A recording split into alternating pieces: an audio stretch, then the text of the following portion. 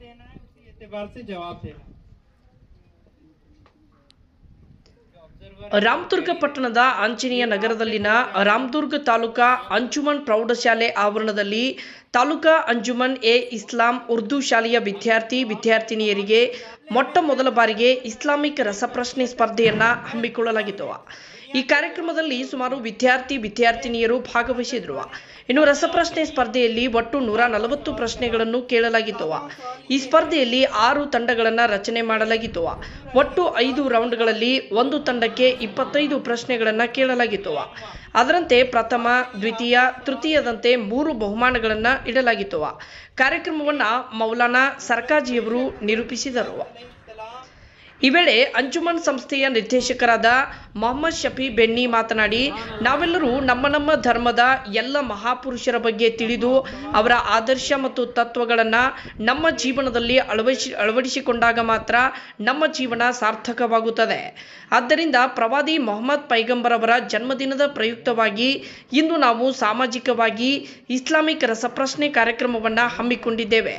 ಮುಂಬರುವ ದಿನಗಳಲ್ಲಿ ಬಸವಣ್ಣ, ಅಂಬೇಡ್ಕರ್ ಮತ್ತು ಸಂವಿಧಾನ ಜಾಗೃತಿಗಳಂತಹ ಅನೇಕ ಸಾಮಾಜಿಕ ಕಾರ್ಯಕ್ರಮಗಳನ್ನು ಹಮ್ಮಿಕೊಳ್ಳುತ್ತೇವೆ ಎಂದರು.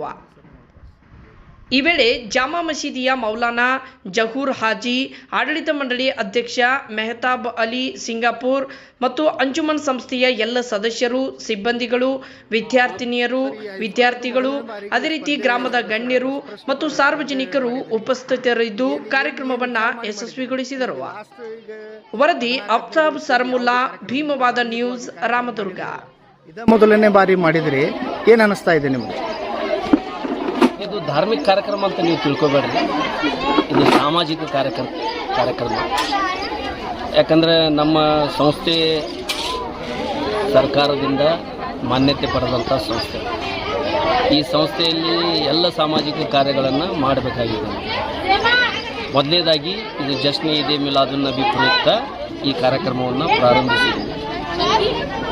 ಭಾಳ ಉತ್ಸಾಹದಿಂದ ಎಲ್ಲ ಹುಡುಗರು ಇದರಲ್ಲಿ ಪಾಲ್ಗೊಂಡು, ಮತ್ತು ಅದೇ ರೀತಿ ಹುಡುಗರ ಪಾಲಕರು ಕೂಡ ಇವತ್ತು ಎಲ್ಲರೂ ಹೆಚ್ಚಿನ ಆಸಕ್ತಿ ವಹಿಸಿ ಇವತ್ತಿನ ಕಾರ್ಯಕ್ರಮದಲ್ಲಿ ಬಂದು ಈ ಕಾರ್ಯಕ್ರಮವನ್ನು ಬಹಳ ಸಕ್ಸಸ್ಫುಲ್ಲಾಗಿ ಮಾಡಿಕೊಟ್ಟಾರೆ.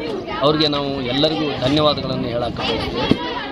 ಸಾಮಾಜಿಕ ನೀವು ಹೇಳಿದ್ರಿ ರಸಪ್ರಶ್ನೆ, ಯಾಕಂತಂದರೆ ಮಹಾಪುರುಷರ ಜೀವನದ ಕುರಿತು ಎಲ್ಲರಿಗೂ ತಿಳುವಳಿಕೆ. ಏನು ಕಾರ್ಯಕ್ರಮ ಇವತ್ತಿಂದು? ಇದು ಮಕ್ಕಳಿಗೆ ನಾವು ಒಂದು ಕಾರ್ಯಕ್ರಮ ಅಂದರೆ ಅವರಿಗೆ ಖುಷಿ ಪಡುವ ಒಂದು ಕಾರ್ಯಕ್ರಮ ಇಟ್ಕೊಂಡಿದ್ದೇವೆ.